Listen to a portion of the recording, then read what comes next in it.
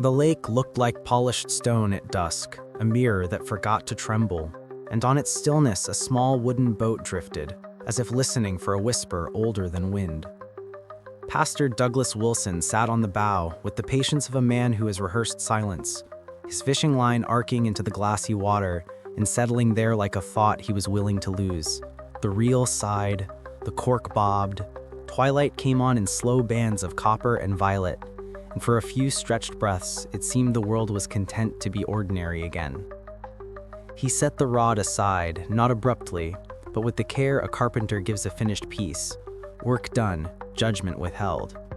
From a metal flask rose the clean, biting spirit of vodka, the scent that warms as it warns, and he took a measured pull. Eyes steady on the horizon, where day faded without apology. There was a ritual to what followed, one he performed without flourish and without haste.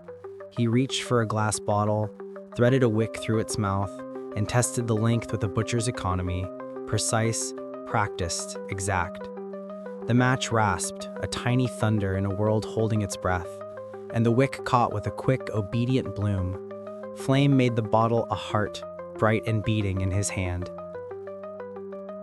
He lobbed it gently into the stern, not toward an enemy but into his own craft, a deliberate wound offered as an argument. The flame spread like handwriting across a letter no one wanted to open. First filigreed, then appetite, creeping along the ribs and seams as if the wood itself remembered fire from a previous life. Planks clicked and murmured. Sop stung the air, sweet as burnt sugar. The lake answered with soft hisses each time a lick of heat kissed the wet edge, but water could only comment, not intervene. He drew on a cigar, ember greeting ember, and only then did he turn to the camera, the lens that eats motives and gives back rumors. "We don't live in a sane time," he said, as if he were reporting the weather before it turned. He spoke of himself and those beside him as ordinary, men and women who still recognized the shape of noon, yet watched as the wider world dressed their convictions in the mask of arsonists. If words were tinder, then let them burn.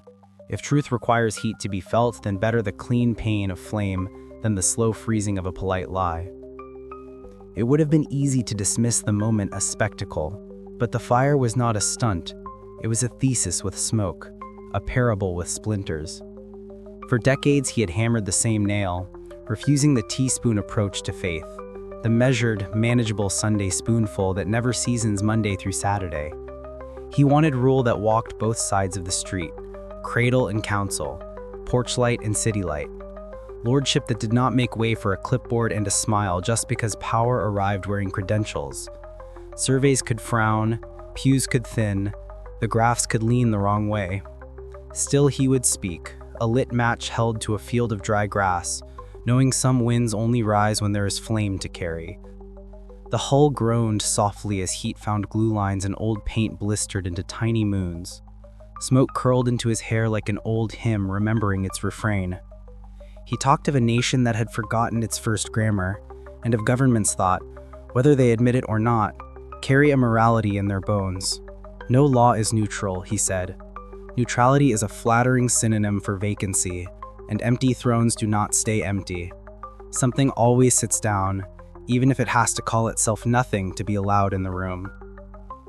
Names and places had started to gather around him, not because he courted hallways, but because hallways like to be near headlines. Conferences unfurled flogs and string quartets. Studios lit their own small suns, and sanctuaries filled with people who had grown tired of whispering their certainties into pillows. He did not haunt offices with memos, or trade dinner for favors. He preached, he wrote, he taught. Rivers carry voices to strange harbors when the current is right, and what was once called fringe begins to look suspiciously like a moving border when enough boots shuffle toward it. He spoke of obedience with the easy gravity of a compass that knows the trick of north even in a room without windows. The smoke thickened, but his cadence did not. Conviction and provocation, he knew, are indistinguishable to those standing far away. On the deck, the difference is simpler. One keeps its feet, the other hunts for a camera. He kept his feet. Memories flickered in his telling. Debates under chandeliers where laughter sharpened into blades, and the secular fenced the sacred with epigrams, only to find that epigrams are light weapons against old questions. Who rules here? Whose story becomes law? The weathercock of applause spun with each gust, but storms, he had learned, always return the vane to the same north. Thrones are not furniture, they are destinies with upholstery. The boat's seams began to stutter, as if the wood were speaking a language that wanted consonants only. Water whispered its soft rebuttals against the hull, 1,000 sibilants that could not persuade. Somewhere far from the lake, in rooms that smelled of toner and coffee, harmless adjustments were being made. Guidelines rephrased, permissions widened, lines softened at the edges. It takes very little to change a door. A new hinge, a different lock, a sign with gentler words. But the threshold remembers, and tradition creaks when too many feet pass quickly without bowing. He did not pretend there were no critics.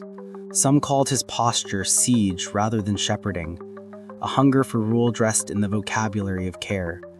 Their words skipped across the surface, clean, bright, banishing rings. He returned instead to an older arithmetic. Mercy without a spine is pity, and pity is very poor at winter. Houses hold because beams hold. Hearts hold because vows do. Without the beam you have a tent. Without the vow you have applause. As the flames finally licked the air in front of him, close enough to press their hot palm against his boots, he rested the cigar on the gunwale and rose. For a heartbeat, he looked very small. A man on a burning plank in a world made mostly of water. Then he moved like someone who had rehearsed both this sermon and the exit. The lens did not reveal where he went. Perhaps he stepped into the cold and surfaced laughing, baptized by accident. Perhaps a second boat nosed close, a rope-tossing ark, rescue more ordinary than legend. Perhaps he rode the vessel down until it quit being a boat and became a story. The logistics were never the point. The sign was. The lake, obedient to its role, gave back only the sky. Night gathered the edges of the scene and tucked them in.